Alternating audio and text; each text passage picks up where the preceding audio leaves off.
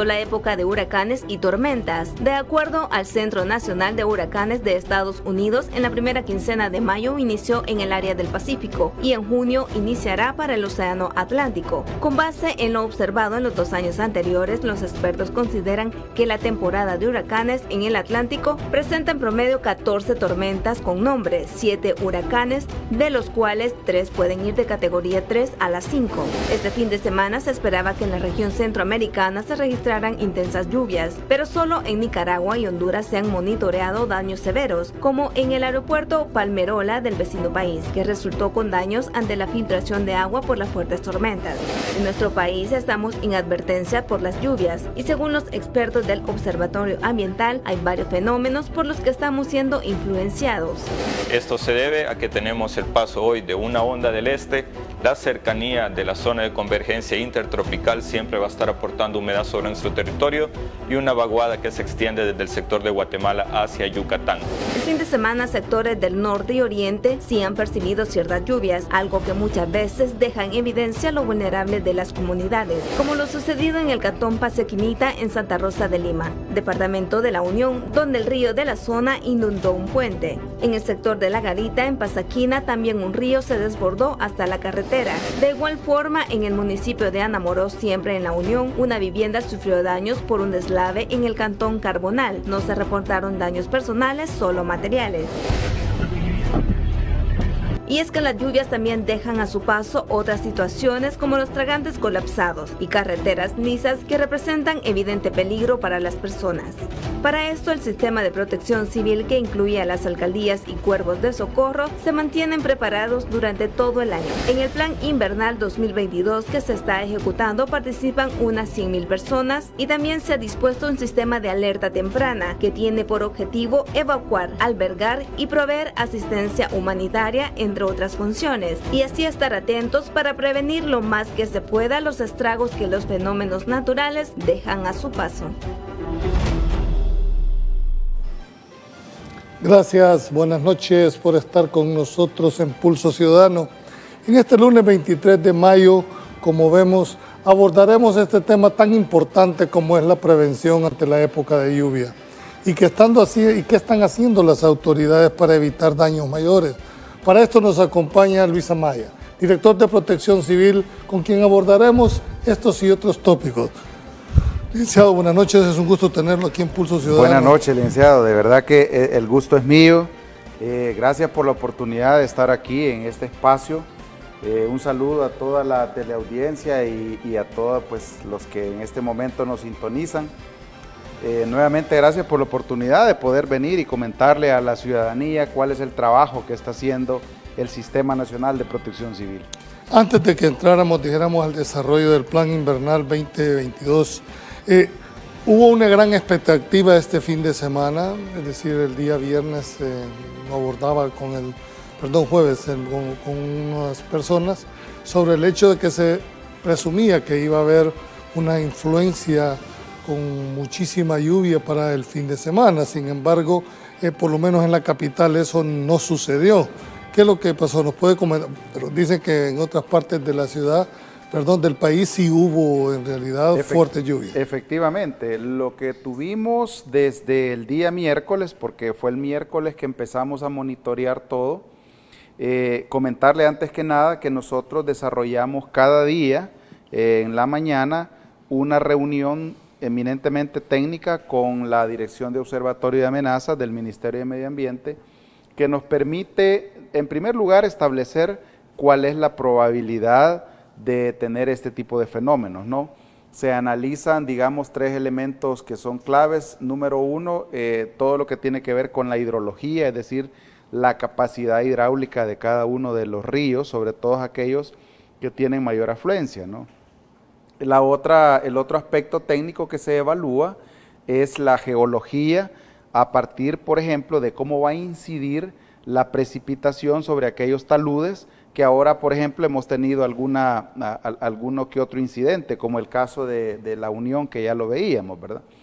Y por supuesto también la meteorología, que es lo que al final nos permite establecer cuáles son las precipitaciones que esperamos. El día miércoles, efectivamente, después de esta reunión, se determinó que teníamos la probabilidad de tener una influencia por una onda tropical que empezó con una onda del este, ¿no? Entonces, claro que al acercarse con la zona de convergencia intertropical, esto arrastró humedad hacia todo el istmo centroamericano y bueno, también a nosotros. Y al final eso fue lo que terminamos teniendo. Algo bien importante que debe saber la población es que este tipo de fenómenos son totalmente erráticos, ¿verdad? Entonces, aunque a través de modelos matemáticos, modelos numéricos se establecen probabilidades, las condiciones hidrometeorológicas son totalmente cambiantes. Entonces, afortunadamente lo que tuvimos, gracias a Dios, efectivamente, fue en beneficio de la población, así es.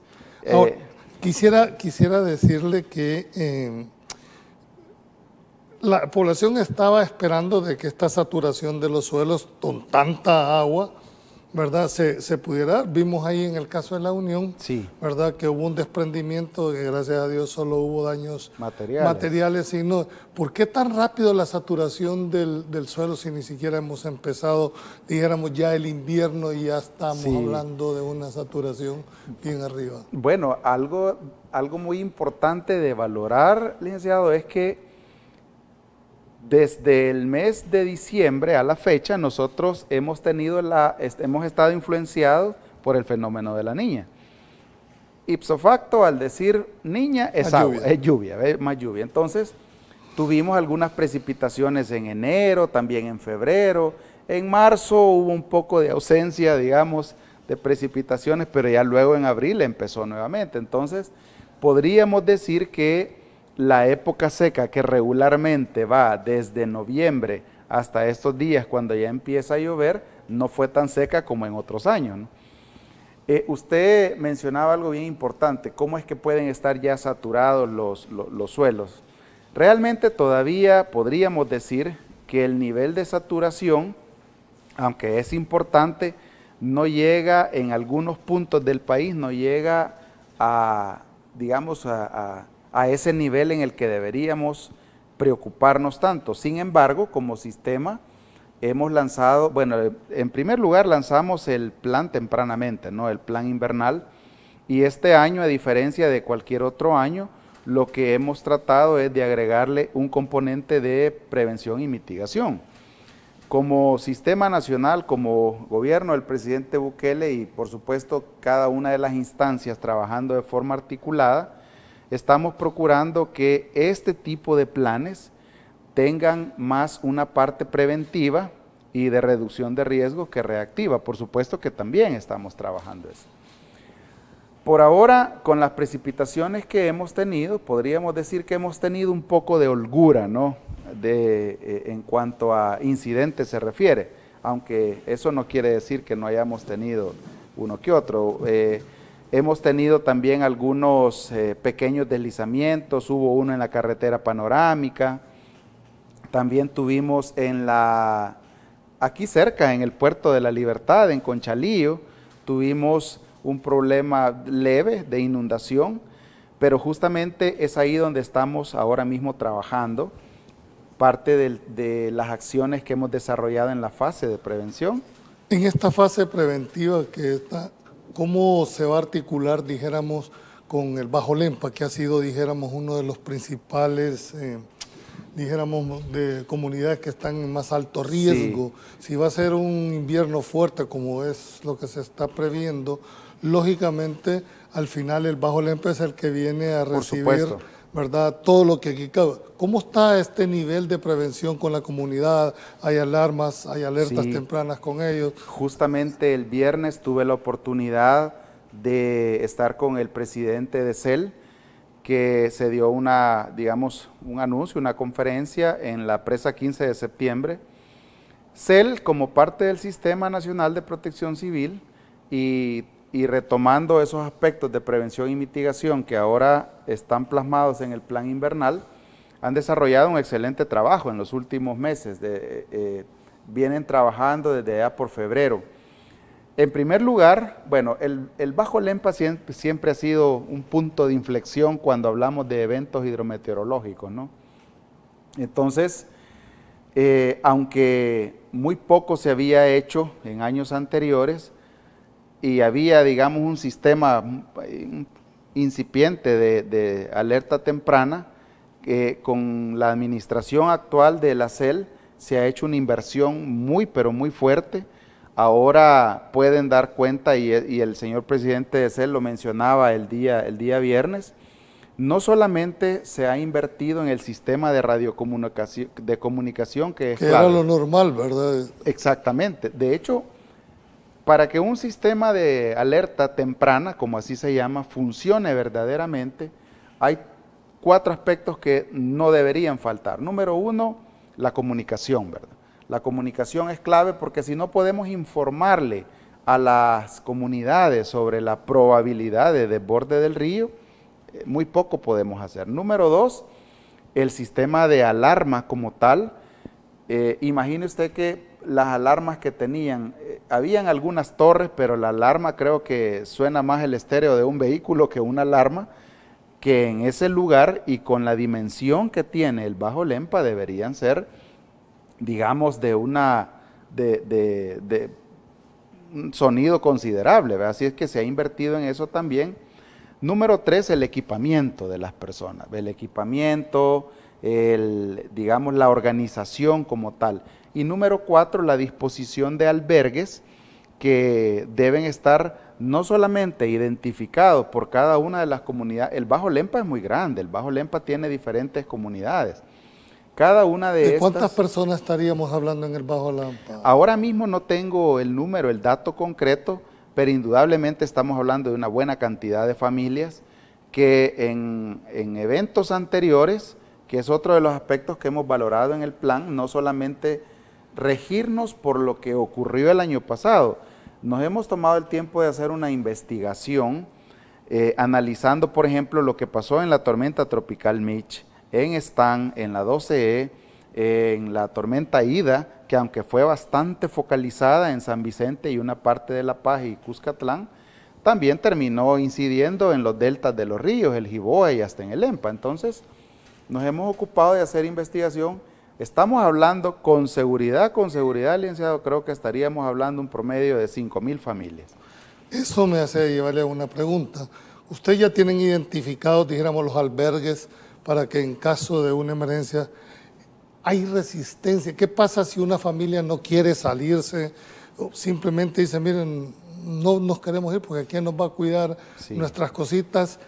¿Tienen ustedes los instrumentos legales necesarios para, por la fuerza, dijéramos, en beneficio de salvaguardarle la vida, trasladarlos? Interesante pregunta. Por la fuerza definitivamente no va a ser posible sacar a estas personas. Estamos apostándole más a el trabajo previo que debería desarrollarse, porque eso es algo bien importante. Nosotros le apostamos a que las comunidades en primer lugar estén organizadas, que sepan que las inundaciones que ahí se dan no son inundaciones comunes y corrientes, como por ejemplo las inundaciones urbanas.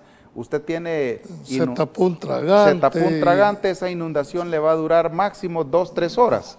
Las inundaciones en el Bajo Lempa son inundaciones de 4 o 5, en la tormenta Stan y en Mitch fueron hasta de 15 días. Entonces, nuestra apuesta es más a trabajar de forma articulada con la Comisión Departamental de Protección Civil, y no solamente en Usulután, sino en todos los departamentos. Yo creo que por primera vez en la historia los gobernadores y las gobernadoras en su calidad de presidentas y presidentes de comisiones departamentales han hecho un excelente trabajo. Los gobernadores son los que están presidiendo, dijéramos, las comisiones departamentales de protección civil, y los alcaldes y alcaldesas, tal cual lo manda la ley, ejercen la presidencia de las comisiones municipales. Entonces nuestro trabajo se ha enfocado en la adecuada organización, así como tenemos un plan macro denominado Plan Invernal 2022. Hay particulares. Exactamente. Cada uno de los gobernadores y alcaldes se ha ocupado de hacer su plan particular enfocado en sus escenarios de riesgo también particulares. Entonces, el hecho es de que, como no tenemos ningún instrumento legal que obligue a una persona, le apostamos más a que los sistemas de alerta temprana funcionen, evacuar tempranamente, albergar tempranamente, proveer la asistencia humanitaria para que las personas se sientan motivados a salir de una zona de riesgo a una zona en la que se les va a brindar abrigo, alimentación, seguridad, salud, pensando también en cumplir de una vez por todas, licenciado, estándares internacionales. En el marco de, digamos, de la asistencia humanitaria internacional relativa a los albergues, existe algo que se llama Proyecto Esfera o Normas Esfera, que definen cuáles son los estándares mínimos que debería tener un albergue. Cierta cantidad de duchas, cierta cantidad de servicios sanitarios, agua, una cantidad específica de litros de agua por día que debería utilizar cada persona, ¿no? Entonces, y este protocolo lo estamos, si no homologando, por lo menos tratando de cumplirlo. Por supuesto. De hecho, por eso mismo es que la apuesta del ministro de Gobernación y presidente de la Comisión Nacional de Protección Civil es: no debemos utilizar los centros escolares como albergues. Por siempre, licenciado, por siempre se ha dicho, los centros escolares deberían ser la última de las opciones, pero si usted empieza a ver en retrospectiva los informes de emergencia de las amenazas, de los eventos anteriores, lo primero que uno logra ver es nombres de los albergues que estuvieron habilitados, instituto tal, centro escolar tal. Entonces, ¿y estos no reúnen las condiciones mínimas de garantía? No las reúnen. O sea, un centro escolar está hecho, tiene sus aulas, tiene su cantidad de sanitarios, en algunos ni siquiera hay duchas porque no está hecho un centro escolar para que los chicos se estén bañando en el centro escolar. Entonces, nuestro trabajo ha estado enfocado, insisto, es un trabajo articulado, el trabajo que ha desarrollado todo el sistema a través de la Dirección Nacional de Albergues, que fue uno de los primeros pasos que se dieron en esta administración, crear una dirección nacional. De acuerdo al concepto operativo nacional, nosotros trabajamos en función de 8 sectores, ¿verdad? Emulando un poco el trabajo sectorial que determina la asistencia humanitaria internacional, regida por la Oficina de Asuntos Humanitarios. ¿Qué pasaría, licenciado, si se descarta, porque es la visión política que tiene el ministro, es decir, las escuelas no? Eso implicaría que ustedes van a construir una serie de albergues en aquellos lugares, dijéramos, que tienen identificado como alto riesgo. Se han identificado ya y hemos empezado el trabajo. Hemos empezado trabajo a partir de infraestructura que ya está disponible. Se han habilitado algunos cines, se han utilizado casas comunales que reúnen las condiciones. En algunas incluso se han hecho inversiones para dotarlos de servicios sanitarios, de duchas, de, digamos, repositorios de agua, ¿no? Pilas o como se le llame. ¿Y con qué recursos humanos han, dijéramos, adecuado estos albergues? Bueno, ha sido un trabajo bien integral, por eso le decía que es un trabajo Ustedes están articulados, me imagino, por supuesto, con todas las oficinas. Así como se han coordinado con el Ministerio de Obras Públicas, con el programa de Cero Ocio, de centros penales, a fin de tener... No se me adelante, tengo que ir a un corte comercial, no. Me interesa esa última parte. ¿Cómo están coordinando con ese plan Cero Ocio de gente que está a punto de rehabilitarse? Claro. Esto les permite una oportunidad, dijéramos, de poder reencontrarse. No nos cambie, ya volvemos. Pues estamos de regreso. Quería preguntar, usted ha insistido mucho que hay una articulación, dijéramos, entre las distintas oficinas que conforman el área, dijéramos, de protección civil. Específicamente el plan Cero Ocio. Ocio, sí. ¿Cómo está esa integralidad entre esta cantidad de gente que está, dijéramos, en una fase de confianza dentro del plan de reinserción? ¿Qué resultado les ha dado a ustedes? Muy bueno, muy bueno. Quisiera contarle, y ahora mismo, por ejemplo, acabamos de terminar la fase de limpieza de las 5 quebradas que por siempre han generado problemas de inundaciones urbanas. ¿Y eso se realizaron con estas personas? Con estas personas. Realmente fue un trabajo integrado. reos del Plan Cero Ocio, Cuerpo de Bomberos, equipos tácticos de la Fuerza Armada, Policía Nacional Civil y Fuerza Armada, considerando el elemento de seguridad, y algunos cuerpos de socorro, considerando, digamos, la atención prehospitalaria en caso de que alguna de las personas que estaban trabajando allí tuviera alguna que otra incidente. ¿Cómo se integra o cómo surge esta integración de estos equipos?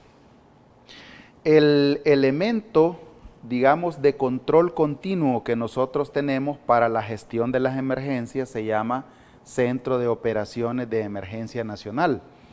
En el marco de ese concepto operativo, nosotros atendemos o organizamos la respuesta a partir de 8 funciones puntuales.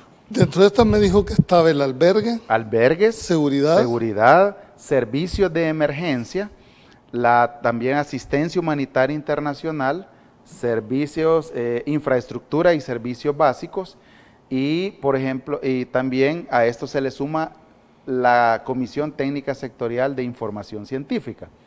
Estas funciones operan a partir de comisiones técnicas que están coordinadas o lideradas, si así le quisiéramos llamar, por una institución. Regularmente es la institución que por misión constitucional o institucional tiene la responsabilidad de asegurar que eso funcione. Por ejemplo, en el tema de salud ya sabemos que es el MinSal, ¿verdad? En el tema de seguridad ya sabemos que es la policía. En el tema de albergues es la Dirección Nacional de Albergues del Ministerio de Gobernación. En cuanto a asistencia humanitaria internacional es el Ministerio de Relaciones Exteriores. Pero eso no significa que solamente ellos tienen la responsabilidad de hacer que esa función se ejecute, sino que también tienen otras instancias, por ejemplo en el tema de seguridad, y aquí es donde entra el Plan Cero Ocio. La Comisión Técnica Sectorial de Seguridad es coordinada o liderada por la Policía Nacional Civil, pero también es soportada técnica y operativamente por la Fuerza Armada, el Ministerio de Seguridad, donde está la Dirección General de Centros Penales, y ahí es donde encaja el Plan Cero Ocio. ¿Cómo logran esa coordinación, dado que hay tantas instituciones involucradas y cada una con una autonomía propia, si se quiere? Por supuesto. ¿Cómo logran ustedes articular eso? Justamente eso es lo que nos ocupamos este año también, de dejar... usted sabe, licenciado, que nada, absolutamente nada, que no esté escrito, estamos obligados a cumplirlo, ¿verdad? Lógico. Entonces, por eso es que nos hemos ocupado de construir un plan en el que no solamente definimos cuáles son las acciones operativas que hay que hacer, sino que nos hemos ocupado también de hacer un manual de procedimientos operativos. Hay todo un protocolo. Exactamente. Número 1, respetando competencias institucionales, ¿verdad? Respetamos las competencias institucionales. Número 2, partiendo de los recursos que cada quien tiene. Y número 3, buscando ese punto de quiebre donde todos deberíamos trabajar de forma organizada. Por ejemplo, en la fase de prevención y mitigación, en primer lugar nos ocupamos de hacer un plan de acción. Quería tocar eso, que dada ustedes, como dice, esa articulación, hicieron llegar a un protocolo que se puede denominar el plan, dijéramos... Plan invernal, ¿verdad? El plan invernal, sí, que es el producto de toda esta... Exactamente, sí. Y me entiendo que hay dos partes, la mitigación de riesgos y la atención de emergencia. Y la fase reactiva, efectivamente, o la atención de emergencia. Y en la mitigación de riesgos, ¿cuál es el alcance que tienen ustedes? Bueno, es alcance nacional. Le cuento que ahora hemos empezado con las quebradas de la región metropolitana. Ahora vamos a la siguiente fase, que es siempre dentro del marco de prevención y mitigación. Vamos a... Este es preventivo, básicamente. Exactamente. Porque ya el otro es, si se da, eminentemente reactivo. Sí, ese es eminentemente reactivo. Por ahora nos estamos ocupando de reducir el riesgo, si así le queremos llamar, reducir el riesgo de inundaciones urbanas. Ya trabajamos en la zona metropolitana del Gran San Salvador. Ahora vamos con las cabeceras departamentales. Santa Ana en los últimos 5 años ha tenido episodios de inundación bastante críticos. Luego vamos con otras cabeceras departamentales. Digamos que eso tiene que ver con la limpieza de tragantes, remoción de escombros y limpieza de quebradas. ¿Cuánto están invirtiendo en esta primera fase? Solo en la primera fase, si incluimos horas hombre, es decir, con todo el personal, fácil estamos llegando al $1,500,000 de inversión. Combustibles, equipo, horas hombre, por ejemplo, el transporte para movilizar al personal. Yo no sé si esto es así o es 100,000 personas. 100,000 personas. Las personas que son las que van a estar involucradas. Y ahora mismo le cuento por qué son 100,000 personas. Una vez declarado un estado de emergencia, de hecho los estados declarados de emergencia tienen una finalidad: disponer de todo el recurso humano, disponer de todo a disposición suya. Exactamente. Si usted, por ejemplo, hace cuentas, ¿cuánto es el personal de la policía, verdad? ¿Cuánto es el personal de la Fuerza Armada? El Ministerio de Salud, fácilmente ahí llegamos ya a 50, 60,000 personas. A eso agréguele el personal de la CEL, todos aquellos. En el ámbito operativo nosotros tenemos 3 tipos de instituciones. Una, las que son eminentemente reactivas: Policía, Fuerza Armada, Ministerio de Salud, FOSalud, Sistema de Emergencias Médicas, la Dirección General de Protección Civil. Solo nosotros tenemos un despliegue ahora mismo de casi 900 personas. Los equipos tácticos, los equipos de salvamento acuático o guardavidas, que seguramente usted pudo haber observado los excelentes resultados que nos dejó en la época, en la temporada. Entonces, en recursos humanos, el Ministerio de Gobernación está haciendo una inversión nunca antes vista. La Dirección General de Protección Civil pasó de tener 109 personas a 900 y algo que tenemos ahora, ¿verdad? Y están desplegados a nivel nacional. Exactamente. Tenemos equipos tácticos que ahora mismo pueden perfectamente desarrollar tareas de remoción de escombros y búsqueda y rescate liviano. El tema de búsqueda y rescate tiene diferentes niveles, digamos. Entonces nosotros estamos incidiendo en el nivel liviano, que es la primera respuesta, no lo que se ocupa. Ya estamos también trabajando, de hecho acabamos de desarrollar un ejercicio denominado búsqueda y rescate urbano con un equipo de nivel mediano, donde ya hablamos de equipo bastante sofisticado. Se acaba de hacer una inversión, licenciado, aproximadamente de $5 millones en equipo hidráulico. Solo por ponerle un ejemplo, antes un equipo de búsqueda y rescate urbano, cuando tenía que desarrollar una tarea de este tipo, tenía que movilizar por lo menos 1/4 de tonelada de madera. Con el equipo que ahora se ha adquirido, lo que se necesita es nada más, creo que cabe en un camión de estos de 1,5 toneladas, ¿verdad? Entonces, de 2 toneladas creo que son. Son equipos muy sofisticados y nuestro objetivo es fortalecer la capacidad reactiva. Y el tipo de mantenimiento, porque muchas veces nos donan equipo o los compramos, pero no tenemos, dijéramos, el presupuesto suficiente para el mantenimiento. Ese es uno. Claro. Que al año, 2 años de estar estos equipos sin... La historia... Por lo menos lo que se ha visto siempre. Por supuesto. Y créame que yo he tenido la oportunidad de estar en muchos países de América Latina donde se han desarrollado proyectos de este tipo, y cuando hemos regresado y preguntamos, ¿y qué pasó con tal cosa? No, pues se le acabó el combustible y hasta ahí llegó, ¿verdad? Entonces, por supuesto que sí, esta es una visión muy integral. Yo creo que, lo decía recientemente, por primera vez en la historia, yo tengo 22 años de estar en Protección Civil, y por primera vez en la historia de Protección Civil creo que hoy tenemos un funcionario al frente del Ministerio de Gobernación que de verdad tiene el interés y la visión de formar un sistema que por ahora está enfocado en la parte reactiva. Sí. Pero quiero contarle que el proyecto que hemos diseñado, el trabajo que estamos planteando... mejor dicho, más económico la parte preventiva. A eso quería llegar. Nosotros, el tema es, licenciado, que hoy por hoy urge la parte reactiva, por la vulnerabilidad que tiene el país es tan crítica, porque por años se ha construido en lugares que nunca se debió haber permitido que se construyera, se ha generado, el riesgo tiene un componente, tiene una característica que es bien, importante mencionarla, diría, el riesgo lo construimos, el riesgo es social, ¿verdad? Porque es el mismo ser humano el que lo construye. Aquí le dicen, buenas noches, entramos a la etapa de participación ciudadana, que es el objetivo primordial.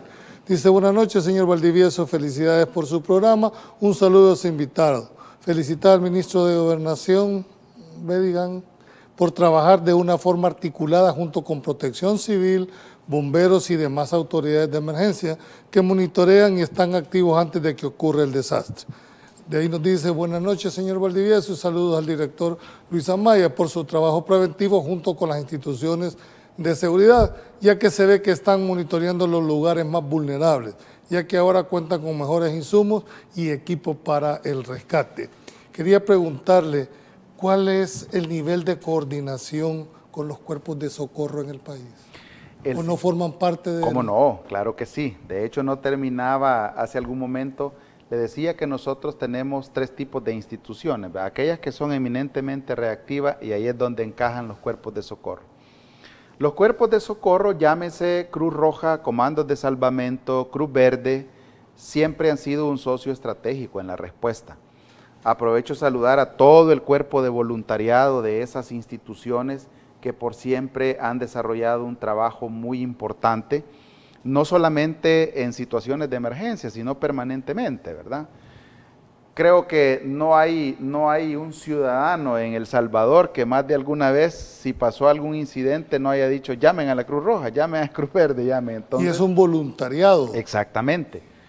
Entonces, efectivamente son un socio estratégico en la respuesta, son parte.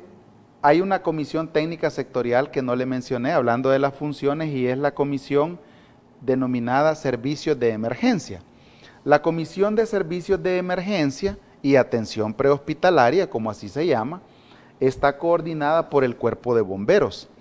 Entonces, es ahí donde encajan los cuerpos de socorro, el Sistema de Emergencias Médicas o el SEM, FOSalud, y a esta se le agrega también el Batallón de Sanidad Militar, porque al final también el Batallón de Sanidad Militar, bueno, y también la Unidad Humanitaria de Rescate, la UHR, como así se le conoce, digamos que son entes que enfocan su trabajo en 3 líneas estratégicas: búsqueda, rescate y evacuación de personas, así como la provisión de atención prehospitalaria. Nos dice, ¿cree que en 3 más 5 años de nuestro actual presidente quede limpio, sin desechos sólidos y poderse bañar y pescar en el río Lempa-Grasa? Creo que esta es una aspiración de todos los ciudadanos que vivimos aquí, de que el río quede. Y aquí entro yo, dijéramos, a la última parte, pero la quiero dejar como planteada. ¿Qué rol debería de jugar la ciudadanía en la parte preventiva? No me estoy refiriendo. Es decir, una ciudad no es la que más se barre o se limpia, sino es la que menos se ensucia, ¿no? Es correcto, y eso es cultural. Exacto. O sea, lástima, no sé si podemos ver ahí, al inicio pusimos como introducción esa cantidad de plástico que generan las ciudades, esa cantidad de desperdicio que van a parar en algún lugar, en este caso. 43 toneladas, licenciado. 43 toneladas terminamos sacando entre las 5 quebradas de basura. Hay una zona que se llama Alto de Miramonte, creo que se llama. Solo de ahí, solo de ese punto específico sacamos 3 toneladas. Eso nos dicen. Buenas noches. Resaltar un gran trabajo que está realizando Protección Civil, pero considero que es muy importante que hagamos conciencia a la población para que no tire basura en las calles. Por eso se hace más complicado el trabajo que ellos realizan. Buenas noches, realmente el trabajo que están haciendo es bueno.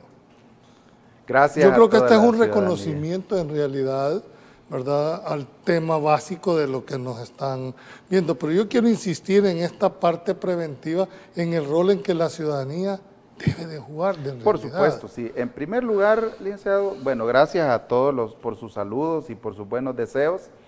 Quiero decirles que esta es una frase del señor ministro de Gobernación.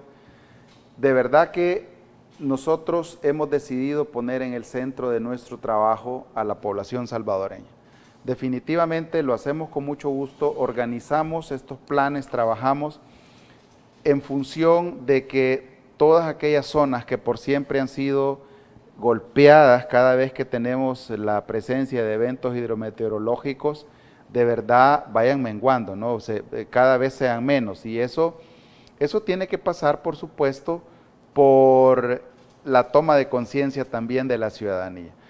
En el establecimiento del riesgo, es decir, en la probabilidad de tener daños específicos, porque etimológicamente riesgo significa tener daños concretos, ¿no?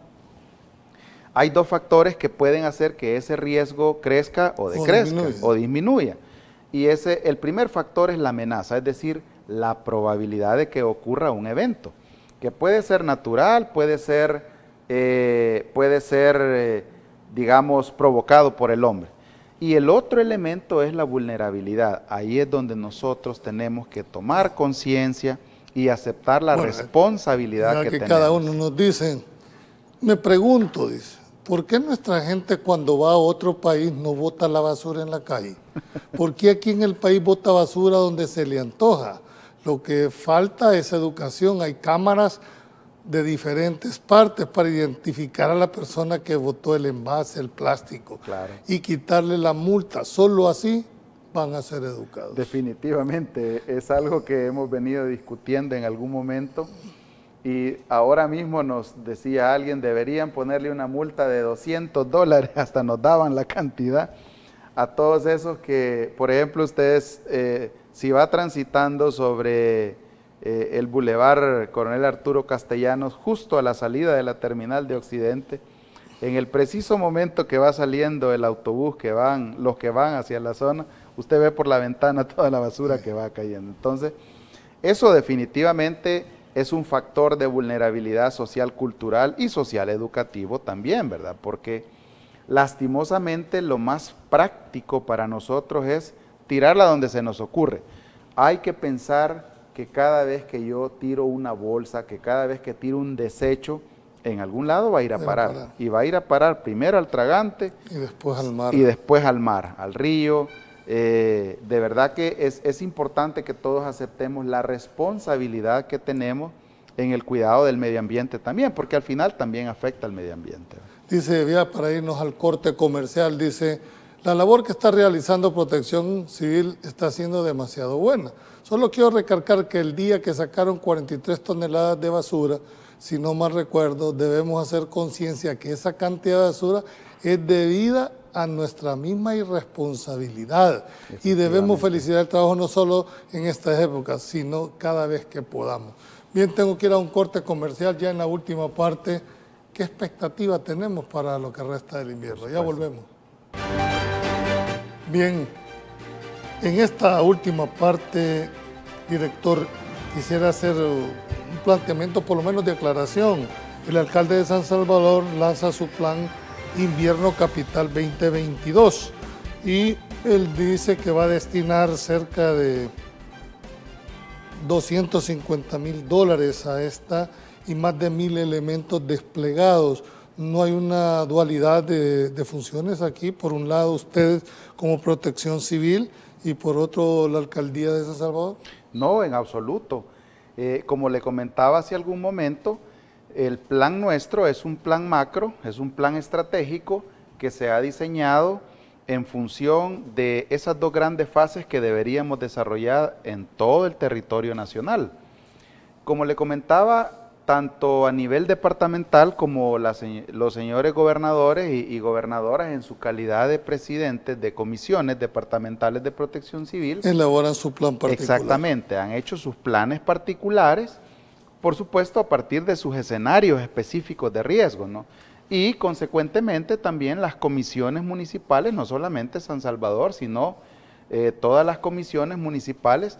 La ley de protección civil concibe o establece el trabajo a partir de 4 niveles. La Comisión Nacional de Protección Civil, que es presidida por el ministro de Gobernación, las comisiones departamentales de protección civil, que son presididas por gobernadoras y gobernadores, y las comisiones municipales. Y todavía hay un elemento más, que son las comisiones comunales, ¿verdad? Que al final es en lo que le comentaba, hemos trabajado en todas las zonas, sobre todo las zonas inundables. el Bajo Lempa, el excelente trabajo que ha estado desarrollando la CEL en ese lugar con el sistema de alerta temprana. Y todo el ministro de Gobernación anunció que pondrán a disposición 34 albergues. Efectivamente. ¿Verdad? Están distribuidos, dijéramos, 9 en San Salvador, La Libertad, La Paz, La Unión. ¿Qué zonas se van a priorizar? Se han priorizado y nuevamente quisiera regresar a la fase previa de este plan que ahora mismo estamos operativizando. En la fase previa no solamente nos encargamos de analizar los efectos que se han tenido en los eventos de los últimos 15 años, sino que nos tomamos el tiempo junto a la Dirección de Observatorio de Amenazas de crear un mapa de impactos. Si analizamos, o mejor dicho, si identificamos aquellos lugares, por ejemplo, todas las comunidades circundantes a los deltas de los ríos, Jiboa, Río Paz, Río Lempa, Torola, todos esos son puntos donde siempre se han generado, digamos, algunas inundaciones, número uno. Número dos, luego nos vamos a aquellas comunidades donde han tenido de forma repetitiva incidentes derivados de movimientos de masa. Los conocemos así técnicamente en buen salvadoreño: derrumbe, deslaves, deslizamientos. Entonces, a partir de ese mapa, digamos, de riesgo por inundación y por deslizamiento, el siguiente trabajo muy bueno que ha hecho la Dirección Nacional de Albergues es identificar dónde deberían estar esos. De darse un evento de esa magnitud, ¿cuál es el más cercano? ¿Cuál es el más cercano? Y se han ocupado no solamente de identificar el lugar, sino verificar las capacidades, verificar que cumpla con la normativa esta que ya hacía referencia a los estándares mínimos de asistencia en albergues, que debe haber la suficiente cantidad de provisión de agua, letrinas, el espacio suficiente para albergar a las personas, las duchas también, y hasta espacios donde los albergados deberían manufacturar sus alimentos, asear su ropa, cosas así. Entonces, insisto, estamos buscando la forma de que esos 34 albergues realmente cumplan con los estándares que merecen. Hay dos cosas que quisiéramos explicarle o pedirles cómo lo están viendo ustedes. Por una parte, el Ministerio de Obras Públicas ha intervenido 35 cárcavas aquí, sí, es decir, que ya están identificadas. Exacto. Efectivamente. Esas 35 ustedes también han tenido la oportunidad de identificarlas como antecedente para una vulnerabilidad. Por supuesto. Quisiera comentarle que en cuanto al tema de cárcavas, la Dirección General de Protección Civil del Ministerio de Gobernación tiene como un, digamos, como un cuerpo colegiado que lo asesora, justamente denominado Consejo Asesor. ¿Cuál es el procedimiento, digamos, administrativo y legal, incluso operativo, que se sigue? A partir de, digamos, la identificación de una cárcava, en las reuniones periódicas que sostenemos con el Consejo Asesor, se hacen las respectivas inspecciones, evaluaciones, se determinan o se elaboran los dictámenes técnicos que posteriormente se elevan a la Comisión Nacional de Protección Civil con diferentes recomendables. Uno de esos recomendables podría ser, por ejemplo, que se declare zona de inhabitabilidad, ¿verdad? Como ya se ha hecho en diferentes lugares. ¿Quién toma esa decisión? La Comisión Nacional de Protección Civil. Pero es aquí donde el trabajo articulado es sumamente clave, porque al final, ¿quiénes permiten la construcción de los complejos habitacionales en los lugares donde ahora pueden estar? Las alcaldías municipales, ¿verdad? Entonces, sin embargo, es aquí donde tenemos que ponernos de acuerdo. El Consejo Asesor hace los diferentes recomendables a la Comisión Nacional. La Comisión solicita la declaración de zona de inhabitabilidad y ahí es donde entra ya el trabajo de las comisiones, tanto municipales como departamentales de Protección Civil. Una zona que siempre le ha dado problemas, dijéramos, a la ciudad de Ilopango ha sido la colonia Santa Lucía. Exactamente, el famoso triángulo. ¿Cómo lo están? Porque ya sabemos sí, que cada invierno hay problemas ahí. ¿Cómo están para darle una solución a esta gente, director? Estamos totalmente enfocados en esa problemática, licenciado. Estamos totalmente enfocados. Justamente la semana anterior teníamos una reunión pero muy técnica con respecto a eso.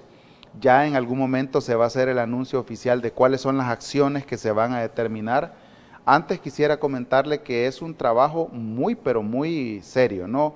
Hay que hacer una inversión bastante considerable y por supuesto en algún momento se va a terminar haciendo. Como ya lo hemos dicho, el gobierno del presidente Bukele tiene como objetivo primordial poner en el centro de nuestro trabajo a la población y obviamente algo hay que hacer con respecto a esa situación. Ustedes pueden en un momento determinado, dijéramos, frenar un desarrollo urbanístico si es declarado que no zona de inhabitabilidad. Por no. supuesto, si las inspecciones técnicas que se hagan con la Dirección de Adaptación al Cambio Climático y Gestión de Riesgos, DAGER, que así se llama, del Ministerio de Obras Públicas, con el Departamento de Reducción de Riesgo de la Dirección General de Protección Civil, en algún momento lo determinan. Como le decía, el siguiente paso es elevar eso a la Comisión Nacional de Protección Civil y actuar pues como se debería, ¿no? No solamente frenarlo. De hecho, por ejemplo, en la colonia, justamente también en la Santa Lucía, ya se hizo en algún momento la declaratoria de inhabitabilidad, se hizo uso del Fondo de Protección Civil, de Prevención y Mitigación de Desastres, el FOPROMID, para sacar una buena cantidad de familias. Que estaban casi al borde ya del precipicio. Exactamente, entonces ya se hizo eso, se albergaron temporalmente, se les proveyó un fondo para que ellos pudieran pagar su alquiler, se hicieron las coordinaciones con la comisión. Y la responsabilidad, dijéramos, del que construyó a dónde está, porque esta gente pasa de la noche a la mañana a quedarse sin habitación, sin quedarse en una casa que le tocó pagarla durante 15 años. Se supone que si yo compro una casa es porque tenía los niveles de seguridad. Claro, claro. ¿Qué pasa con esas empresas o esas constructoras? Al menos en el caso de la colonia Santa Lucía, desconozco cuál fue, digamos, entendería yo que ya se había, digamos, había prescrito. Hay que recordar que, por ejemplo, las casas que uno adquiere con el Fondo Social, el de la vivienda, ahora parte del Ministerio de Vivienda, en el preciso momento que uno la adquiere, también se adquiere un seguro, ¿no?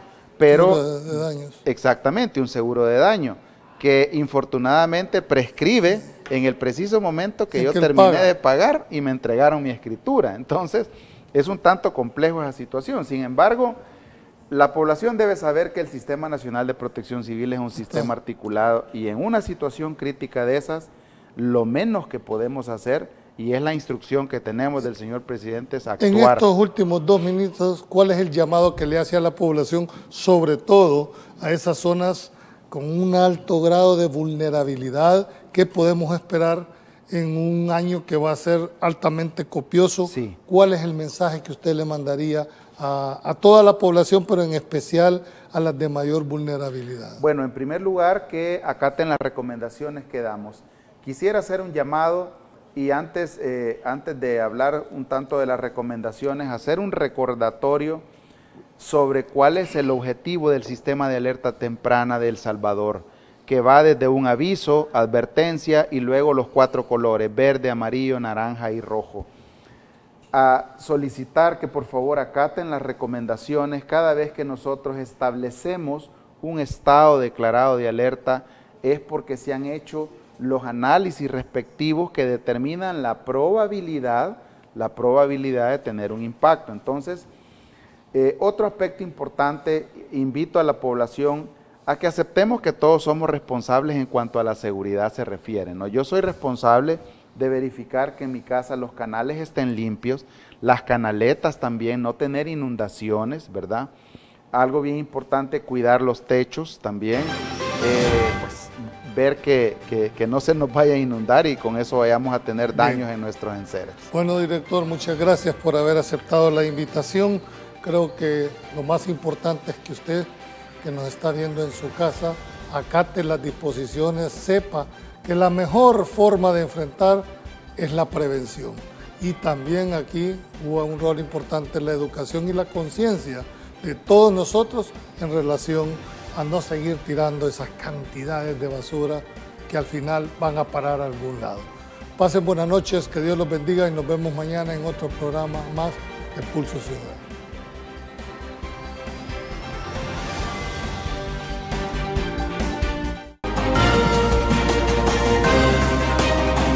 Hacer una intervención en parques y zonas verdes con el tema de ornato, limpieza, todo para salvaguardar la vida de los capitalinos y no tener ningún incidente que lamentar. Y también con desechos sólidos vamos a intervenir todo lo que es el perímetro de cada uno de los parques y sus colonias adyacentes, donde vamos a tener una producción alrededor de 200 tragantes que se van a intervenir. Va a tener chapoda de interés sanitario, poda de formación, despeje de luminarias, barrido de calles, limpieza de tragantes y evacuación de residuos. Todo siempre con el enfoque de salvaguardar las vidas, como decía, de prevenir algún riesgo con los árboles, todo lo que es la poda de prevención para no tener un hecho que lamentar, y también la limpieza para que no tengamos ninguna inundación. Muy bien, está muy bien que hay que mantener los parques libres de tanta basura, la gente viene, solo bota, hay muchos recipientes en donde poder botar la basura y la gente no se enseña a botarla. También es un llamado a la gente, ¿no? Que tome conciencia. Exactamente, que tome conciencia que ahí están los recipientes en donde puedan echar la basura y no botarla en la calle. Se ve interesante, se ve bueno, pues, ¿verdad? Se ve necesario, más que todo en este parque, que ahí tiene bastante afluencia de ciudadanos, pues, de los vecinos que vienen a pasar su momento por acá, pues, ¿verdad? Con los hijos, ¿verdad? A jugar también, ¿verdad? Sí, muy bueno, muy bueno.